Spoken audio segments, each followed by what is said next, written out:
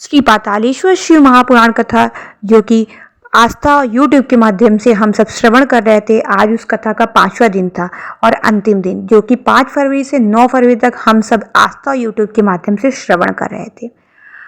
उस कथा में जितने भी आज तक की 5 कथा में 5 फरवरी, 6 फरवरी, 7 फरवरी, 8 फरवरी और 9 फरवरी, ये 5 दिवसीय कथा में आप गुरुदेव जी ने जो उपाय बताए हैं, आज सारे उपाय आपको एक ही वीडियो में मिलेंगे। सारे उपाय जितने भी गुरुदेव जी ने शिव महापुराण कथा में जो भी उपाय बताए।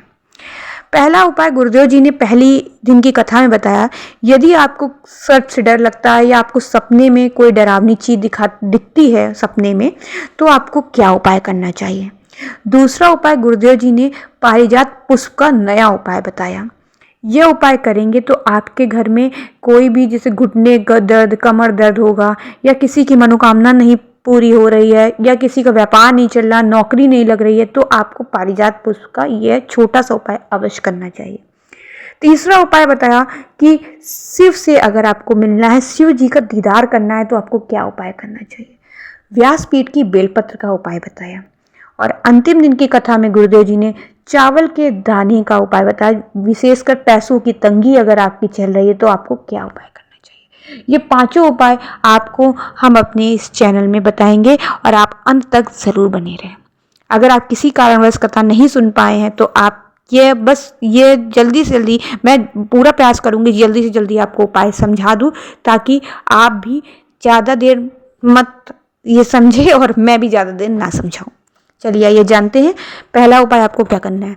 देखिए, जिसको भी रात्रि में सोते समय या स्वप्न में सर्प नजर आते हैं, या मरा हुआ व्यक्ति अगर आपको रात्रि में दिखाई देता है, या डरावनी वस्तु आपको रात्रि में दिखाई देती है, तो आपको क्या करना है।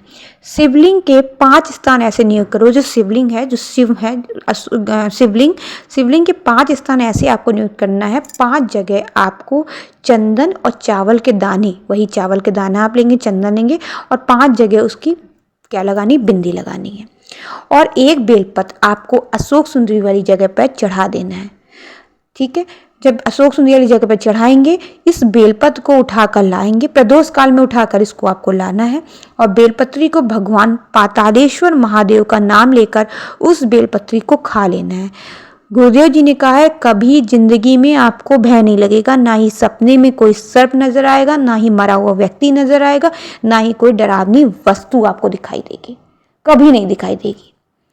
गुरुदेव जी ने कथा में एक छोटी सी लाइन बताई थी कि शिव जी पर चढ़ा जल हमारा बदलेगा कल। बाबा पर आप 1 लोटा जल अवश्य समर्पित करें। अगर आप बाबा को 1 लोटा जल समर्पित करेंगे तो आपको कोई उपाय करने की जरूरत नहीं है, आप उसी से सारी समस्याओं का हल आपका हो जाएगा। दूसरा उपाय है पारिजात का पुष्प के बारे में। गुरुदेव जी ने कहा है कि हम सारे पुष्पों को तोड़कर महादेव को समर्पित कर देते हैं, पर एक पारिजात का पुष्प होता है जो हम तोड़ते नहीं है, वो खुद नीचे आता है और जमीन से उठाकर हम उसको महादेव को समर्पित करते हैं। तो पारिजात पुष्प का उपाय कब करना है, किसको करना है। जिसके भी जो बूढ़ा बुजुर्ग व्यक्ति लाठी लेकर चलता है, वॉकर लेकर चलता है, घुटने में जिसके दर्द हो, डॉक्टर ने कह दिया ऑपरेशन कराना पड़े, या जिसके कमर में दर्द है, या पीछे रीढ़ की हड्डी में गैप हो गया है, तो आपको क्या करना है, एक पारिजात पुष्प लेना है। पारिजात पुष्प क्या होता है, हम लोग उसको पारिजात पुष्प को जो है बोलते हैं हर श्रृंगार का, हर श्रृंगार भी कहीं कहीं बोला जाता है। तो आपको एक पारिजात का पुष्प लेना है, 5 पारिजात वृक्ष की पत्तियां लेनी है, और 5 बेलपत्र लेना है। आपको यह उपाय प्रदोष या मासिक शिवरात्रि में यह उपाय करना है। आपको प्रदोष और मासिक शिवरात्रि वाले दिन आपको बाबा को वो समर्पित कर देना जो आप ले गए हैं। फिर बेलपत्र और पत्तियां, जो बेलपत्र चढ़ाई हैं, पत्तियां चढ़ाई हैं, पुष्प चढ़ाया, उसको ले आना समर्पित करने के बाद। फिर क्या करना है, रोज एक बेलपत्र, पहले आपको बेलपत्र खानी है 5 दिन लगातार, फिर आपको 5 दिन पारिजात की पत्ती खानी है, और फिर आखिरी दिन जो पुष्प बचेगा उसको खाना है। और एक चीज मैं भूल गई थी, जब आप ये सब समर्पित करेंगे बाबा को, 1 लोटा जल भी समर्पित करेंगे, और पातालेश्वर महादेव का नाम लेकर आप वो 1 लोटा जल समर्पित करने के बाद आप वो पत्ती, पुष्प और बेलपत्र उठाएंगे।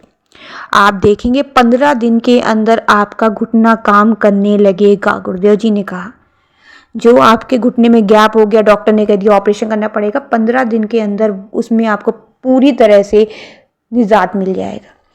दूसरा चीज़ बताई पारिजात पुष्प की कि अगर मनोकामना पूर्ति के लिए, अगर आपको कहीं से पारिजात के पुष्प के नीचे जो डंडियाँ होती है ऑरेंज कलर की, क्योंकि वाइट कलर का फूल होता है, नीचे हरी ऑरेंज कलर की डंडी होती है, नारंगी कलर की, केसरिया कलर की, इस डंडी को अगर बाबा की कृपा हो कहीं से मिल जाए, मान लीजिए वैसे अभी नहीं आ पारिजात का पुष्प, जब होता दशहरे के टाइम पे, तो आप इसको लेकर क्या करिए, सुखा लीजिए। फिर इसको सुखाकर इसको डब्बी में पीस कर डब्बी में रख लो और इसका केसर तिलक लगाना आप प्रारंभ कर दीजिए।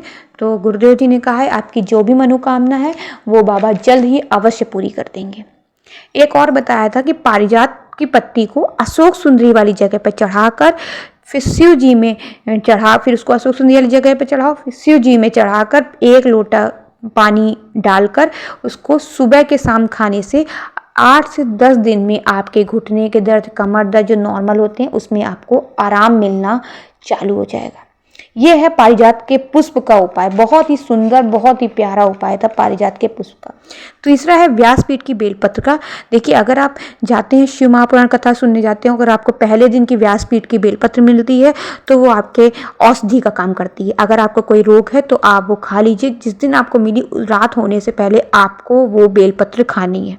दूसरी जो आपको बेलपत्र जो आखिरी के दिन मिलती है वो आपके भंडार का कार्य करती है बेलपत्र। आपको लाल कपड़े में उस बेलपत्र को बांधकर अपने तिजोरी, लॉकर, जहां भी आप पैसा रखते हैं वहां पर आप रख सकते हैं। दूसरी चीज़ बताई, अगर आपको बाबा से दीदार करना है, बाबा से मिलना है, तो आपको क्या करना है, 15 दिन तक लगातार आप शिव जी को जल मत दीजिए। आप शिव जाइए मंदिर, लेकिन अशोक सुंदरी वाली जगह पर आप जल देना प्रारंभ करिए। 15 दिन तक आप ये प्रैक्टिकल करके देखिएगा और बाबा आप देखिएगा, बाबा आपके सपने में आएंगे और पूछेंगे हमें क्यों नहीं जल चढ़ा रहे हो 15 दिन के अंदर। क्योंकि जब आप जाते हो बाबा को जल चढ़ाते हो, अगर बाबा आपकी नहीं सुन रहे, कोई बात नहीं सुन रहे, तो आप बाबा को जल मत चढ़ाकर अशोक सुंदरी वाली जगह पर जल चढ़ाइए और आप देखेंगे बाबा आपसे मिलने आएंगे और बाबा से आप वहीं अपनी बात कहेंगे। यह उपाय आप ज़रूर करिए। फिर आखिरी दिन की कथा में गुरुदेव जी ने एक उपाय बताया, चावल के दाने का उपाय। आपको क्या करना है, चावल के दाने पीपल के वृक्ष के नीचे, अगर पितरों की शांति हेतु आपको क्या करना है, चावल के दाने अर्पित करने हैं। 7 चावल के दाने, 7 चावल के दाने। अगर मान लीजिए आपके घर में व्यापार नहीं चल रहा है, कर्जा बढ़ गया है, पैसों की तंगी आ गई है, तो आपको ये उपाय करना है। बेलपत्र, पीपल, आंवला, बरगद या कोई शिवालय में जाकर 7 चावल के दाने आपको अर्पित कर देना है। 3 महीने नहीं बीतेगा, आपने जिस कामना से वो चावल के दाने अर्पित किए हैं, बाबा आपकी हर इच्छा, हर मुराद अवश्य पूरी करेंगे। मेरे द्वारा दी गई जानकारी कैसी लगी कमेंट में हर हर महादेव अवश्य लिखिए। श्री शिवाय नमस्तुभ्यं।